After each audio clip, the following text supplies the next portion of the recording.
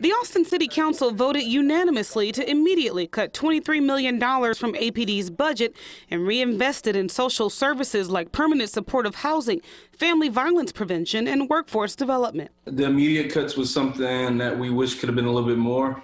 I was hoping that we could get around $40 million. The new budget will also move a number of police functions, about $80 million worth, out of APD. This includes forensic science, 911 dispatch, etc. And finally, the city will divert around $50 million to alternative forms of public safety.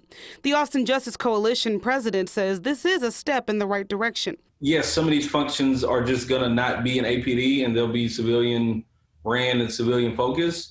But I do think the money that's going to be left for the Reimagining Public Safety fund or pool of money is potentially going to be able to go towards alternative public safety models, or hopefully back into the community. Moore says sometimes policing itself can do more harm than good. Maybe an officer is responsible for the arrest of a partner or a parent of a child that was a part of a domestic violence dispute. Now the family is broken up. A lot of things that we call police to do. Again, people experiencing mental health, people experiencing homelessness, people with substance and drug abuse. It's so much in that instead of punishing people for going through these things or experiencing these things, we should probably actually try to help people heal.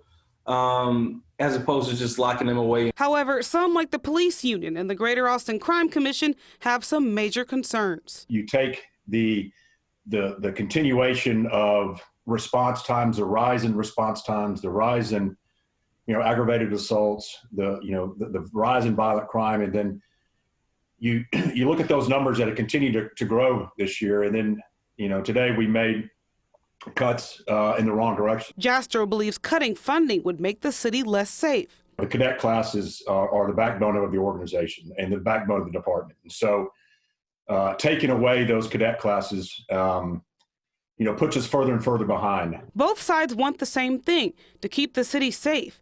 But how do we do that? Well, that's where the differences in opinion come along. When we think public safety, we tend to only think about policing. And that hasn't worked.